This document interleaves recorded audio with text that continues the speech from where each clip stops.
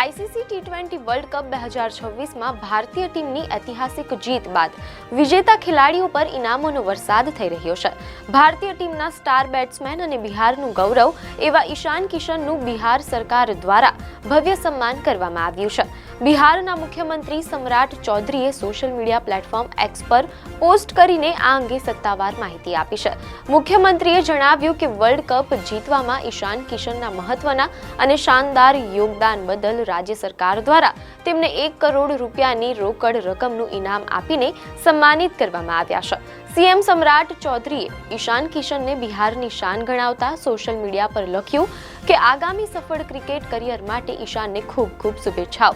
તેઓ ભવિષ્યમાં પણ આ જ રીતે ક્રિકેટના મેદાન પર ચમકતા રહે અને બિહારનું નામ સમગ્ર વિશ્વમાં રોશન કરતા રહે। વર્લ્ડ કપ 2026ની જીત બાદ ઈશાન કિશનનું આ સન્માન બિહાર અને દેશના લાખો યુવા ક્રિકેટરો માટે એક મોટી પ્રેરણા સાબિત થશે। આવી જ ન્યૂઝ અપડેટ માટે ધનુક સત્તા પેજને ફોલો કરો।